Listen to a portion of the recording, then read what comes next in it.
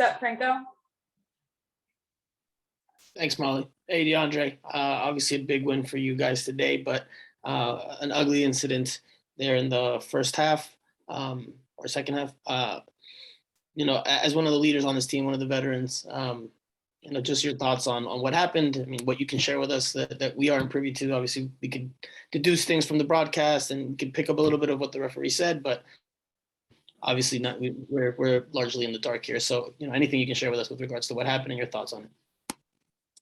Yeah, I mean, unfortunately, it makes a really nice moment for us, kind of dark. And it's something that I've been pretty outspoken about throughout my whole career. So it's really unfortunate, to see it live.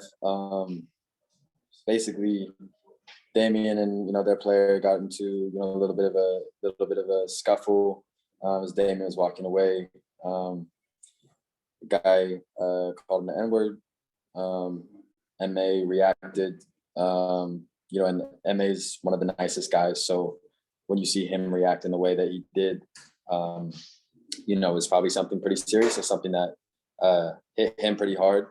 And as soon as I heard what he said, I got pretty emotional as well. Went to the sideline, spoke with Phil a little bit, and we made the decision that, we're not going to continue until something was done with that player. And if nothing was done, then we weren't going to continue. I think Phil spoke with the opposing coach, Wayne. They decided to take the player off. So that's what happened. We continued the game.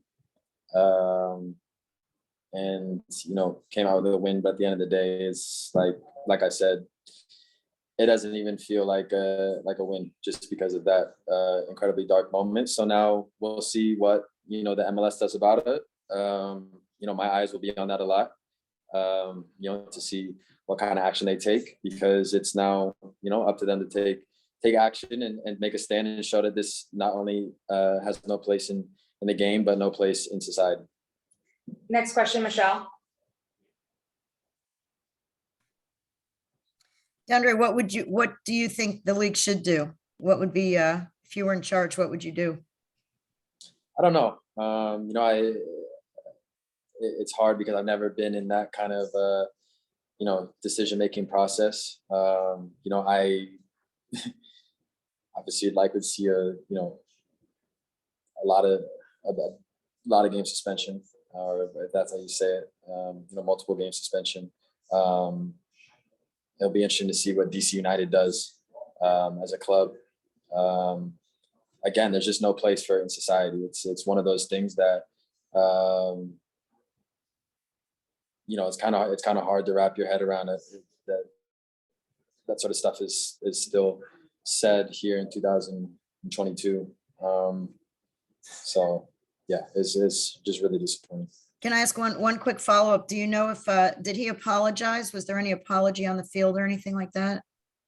Not that I know of, but after speaking with MA, and MA kind of went to him and said, "What did you just say?" MA said you could tell that there was shame in his kind of demeanor, head down, sort of backing up a bit. He tried to stick his hand out, but MA said, "I'm not shaking your hand after that." So again, being part of this team, and not only being part of this team, but being an African American, again, it's very, very disappointing that that this incident has happened. Andre, I know that you can speak Spanish, please. We are from TYC Sports, Spanish and Magisteros, following the team in the country. Diste el centro para el triunfo, el gol de Pipa, y se quedan ahí, hay un pasito de los playoffs, ¿no? Falta poco. ¿Cómo se hace en esta recta final para meterse por primera vez en la historia del equipo, ojalá, en esa instancia definitoria? Oh, sorry. I think that you. No. No. Okay. That you were very important in the last attack with the Pipa winning goal, and what do you think the next games, the final games to get the playoff? What do you think that the team needs to to win this place in the playoff? Yeah, we just need to continue what we're doing. Keep believing. It's not perfect. Especially the first half definitely wasn't pretty. But at the end of the day, it's a team. We've created a culture that we really believe in ourselves, and that's the most important thing. There's been quite a lot of games that we scored late, and I think that just shows belief and the willingness to never let our heads drop, never back down. And that's for me the main ingredient of this team is just that fight. And I think we've done a great job with that this year, and hopefully we can continue to do that. Thank you. Thanks. Last three questions. Jose, then Ian, then Javier. Go, Jose. Thank you. DeAndre, how big of an opportunity is this, when we have sensitive topics and yes, we have campaigns all over the league and all over the country in many other leagues, but when this happens on the field and it becomes real, how big of an opportunity is this to actually talk about it by experience now and put the voice out there of what's going on and what things need to change from now on? Well, I mean, the problem with it is it shouldn't be an opportunity. The problem shouldn't take something like that happening to have these conversations, and unfortunately it comes to that point over and over and over again. So we're kind of just beating a dead horse here, and that's why I said it's going to be very interesting to see what kind of stance the league takes against this, because I believe that they can make a very powerful statement, and we'll see how serious they are about this topic. We have a lot of campaigns. We can wear T-shirts. We can have signs and say no to racism and all this. But at the end of the day, it keeps happening. So at what point is there going to be a real stand made that, really kind of says, excuse my language, but no bullshit. You know what I mean? Like this stuff isn't happening anymore. Go ahead, Ian. Thanks, Molly. DeAndre, you've been such a leader on this team, especially when it comes to mental adversity and things that you've covered. I imagine you never expected adversity like this, but how have you as a leader learned, and what can you sort of take in solace in this to be able to transport that knowledge or that understanding to both personally for yourself and for your teammates? Well, I mean, I think first I just have to be there for my guys. MA was pretty emotional after the game. Indy was pretty emotional after the game. Damian was emotional. A lot of us were very emotional after the game. And again, it's unfortunate because we did win the game, but it's so dwarfed. The win is so dwarfed compared to this situation. So at the end of the day, just be there for the guys. If anybody needs to talk about something, then talk. I've already had a conversation with Indy, because like I said, he was very worked up about it, as we all have a right to be, I think.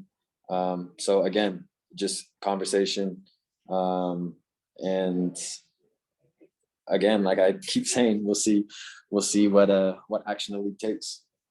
Last question, Javier. DeAndre, a very dark moment, like you said, in today's game. What can something like this do for a team, for unity? You guys are already a strong team, and it looks like in this game, you guys, the bond might be even stronger because you guys look like you were, all agreed. You were all together in this emotional moment. How can that be turned around? This dark moment. How can this help you guys get an even stronger bond than you have now for the rest of the season and moving forward, and with dealing with a topic like this? Well, again, I think it gives you perspective on life, and just that there are things more important than what we're doing. And at the end of the day, all the guys that I'm playing with are not just my teammates, but they're humans. And, as a human, they're not just humans, they're my brothers. And as brothers and as family, sometimes you have to go through adversity to realize how much you truly love each other. So, with these guys, and the way kind of everybody banded together, you could really tell that we generally are a family. We generally do care about each other. And at the end of the day, I think we'll be stronger from this. Unfortunately, things like this have to happen to sometimes get to that point. But I think we'll come back stronger from this. And yeah, it's a, again, really dark time, but you know, we have to try to do our best to get past it and you know, move forward.